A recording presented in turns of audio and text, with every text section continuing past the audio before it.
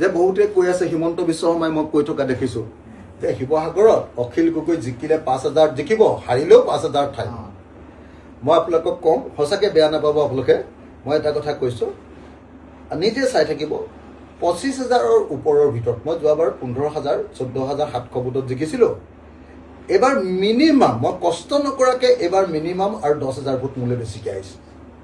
তাৰ কাৰণটো হ'ল HBS কোম্পানী প্ৰাইভেট লিমিটেড।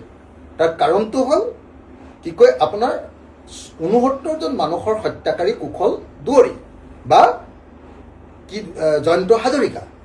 এতিয়া যদি জয়ন্ত হাজৰিকা নিচিনা মানুহ এজনক যদি বিজেপিয়ে কেণ্ডিডেটছাৰ দিয়ে, যি অসমৰ আটাইতকৈ ডাঙৰ গুপ্তঘাতক, যি অসমত আটাইতকৈ বেছি মানুহ মাৰিছে, সেই মানুহজনক কি RSSৰ আদৰ্শত, বিজেপিৰ কি আদৰ্শত বাৰু আপুনি কুশল দুৱৰীক চিট দিলে আপুনি কওকচোন। আৰু আজিলৈকে যে বিজেপিয়ে কুশল দুৱৰীক চিট দিলে, সংসদীয় বৰ্ডত সেইটো নাম পাছ হৈ আহিলেনে বাৰু? আজিলৈকেতো অবৈধ কেণ্ডিডেট এজন, হিমন্ত বিশ্ব শৰ্মাৰ গাৰ জোৰতহে তেওঁ কেণ্ডিডেট। আজিওতো সংসদৰ পৰা পাছ হৈ অহা নাই, মানে তেওঁলোকৰ সংসদীয় দল পাৰ্লিমেণ্টাৰী বৰ্ডে যে পাছ কৰে তাতো নাই নহয়, অবৈধ। কেনেকৈ অবৈধ? এইকাৰণেই অবৈধ যে মোৰ ওপৰত খং, মই এলায়েন্স নকৰিলোঁ যে ইয়াক মাৰ দিব লাগে, ইয়াক সমষ্টিৰ পৰা ওলাবলৈ দিব নালাগে, গৌৰৱৰ লগত 1 মিনিটো যাবলৈ দিব নালাগে। এই বুলি কৈ এজন মানুহক দি 30 কোটি টকা খৰচ কৰে মোক ডিষ্টাৰ্ব কৰি আছিলে। মই একো কষ্টই নকৰিলোঁ, মই বাহিৰত আহি লাগি থাকিলোঁ। শিৱসাগৰৰ মানুহে মোক ক'লে যে নাই আপুনি চিন্তাই নকৰিব, ইয়াক যেতিয়া দিলে আৰু আমি জিকামেই আপোনাক। আজমলে কৈছে যে বিৰোধী যদি চৰকাৰ হয় বিনা চৰ্তে সমৰ্থন দিব। কোনে কোনে?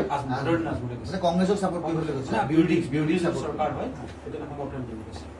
মই সেইটো নাজানো, মই আজি কৈছে নে যোৱাকালি আজমল ডাঙৰীয়া মানে কি হ'ল, মানে যাচি দিয়া সোণৰো কোনো মূল্য নাই। হা, যাচি দিয়া সোণৰ কোনো মূল্য নাথাকে। যদি আপুনি কাৰোবাক যাচি দিয়ে সোণ, তেতিয়াহ'লে ভাবে যে এইটো 2 নম্বৰ নেকি। গতিকে আজমল ডাঙৰীয়াৰ যিটো কথা, আজমল ডাঙৰীয়াই জীৱনত ইমান মানে অবিশ্বাসী কাম কৰিলে, আজমল ডাঙৰীয়াই ইমান দিন হিমন্ত বিশ্ব শৰ্মাক সেৱা শুশ্ৰূষা কৰিলে, ইমান দিন বিজেপি RSS তেওঁলোকৰ একদম আদৰ্শ বিৰোধী, তেওঁ মুছলমানৰ মৌলবাদী, ইফালে হিন্দু মৌলবাদীবিলাকক ইমান দিন সহায় কৰিলে, যে এতিয়া আজমল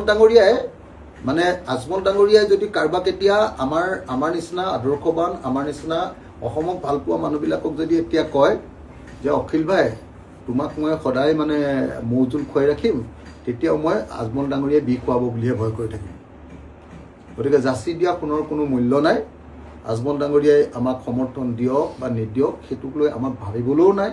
আজমলৰ বিষয়ে ভবাৰ দিন গুচি গ'ল। আজমলক ৰাজনৈতিকভাৱে মই আৰু কংগ্ৰেছে, ৰাইজৰ দল আৰু কংগ্ৰেছে কমপ্লিটলি খতম কৰি দিলোঁ। ৰাজনৈতিকভাৱে আজমল শেষ। গতিকে আজমলে এতিয়া যাচি দিয়া সোণ যাচি দিবলৈ এতিয়া আহিছে। মই নাভাবোঁ যে এইটো গৌৰৱ গগৈৰ কথা, মই নাজানো, কিন্তু মই নাভাবোঁ যে আজমলৰ কোনোবাই সমৰ্থন লৈ চৰকাৰ কৰিব অসমত। আমাক যেনেকৈ আমি বিজেপিক বিৰোধিতা কৰোঁ, তেনেকৈ আজমলকো আমি সমানে বিৰোধিতা কৰোঁ। আমাৰ কাৰণে মুছলমান মৌলবাদীৰ চৰ্দাৰ মৌলানা বদৰুদ্দিন আজমল আৰু অসমৰ হিন্দু মৌলবাদীৰ চৰ্দাৰ হিমন্ত বিশ্ব শৰ্মা। গতিকে হিমন্ত বিশ্ব শৰ্মা হিন্দু মৌলবাদীৰ চৰ্দাৰ হয় আৰু মুছলমান মৌলবাদীৰ চৰ্দাৰ হয় বদৰুদ্দিন আজমল। এই দুইজনকে অসমৰ ৰাজনীতিৰ পৰা বিদায় দিয়াটো আমাৰ কাম। আৰু মইতো সদায় কৈয়ে থাকিলোঁ, আপোনালোকে দেখিছে নাই ইলেকশ্যনত, মই ইলেকশ্যনত কি কৈ থাকিলোঁ, মই ইলেকশ্যনত ক'লোঁ যে একেখন চকীতে প্ৰথমতে হিমন্ত বিশ্বক বহাম, তাৰ ওপৰত বদৰুদ্দিন আজমলক বহাই দিম। তাৰমানে কি, হিমন্ত বিশ্ব শৰ্মা অলপ পাতল, তাতকৈ গধুৰ মানুহটোক বহাই দিম, হিমন্তই তাতেই কষ্ট পাব। তাৰপিছত গামোচাৰে বান্ধিম, তাৰমানে অসমীয়া জাতিয়ে বান্ধি ল'ম, বান্ধি লৈ এফালে হিন্দু এফালে মুছলমান, তাৰপিছত ধৰি এনেকৈ খেললোঁ খেঁচাত কৰি এটা বৃত্তাকে ব্ৰহ্মপুত্ৰলৈ পেলাই দিম। ব্ৰহ্মপুত্ৰত গৈ একদম বাংলাদেশ যাওক, বাংলাদেশত এটি হিন্দু মুছলমান ৰাজনীতি কৰি থাকক, অসমখনক শান্তিৰে থাকিবলৈ দিয়ক। ভাই, তোমালোকৰ মুছলমানো নালাগে আমাক, তোমালোকৰ হিন্দুও নালাগে, আমাক লাগে অকল মানুহৰ ৰাজ্য, অসমীয়া হিচাপে আমি জীয়াই থকাৰ ৰাজ্য লাগে।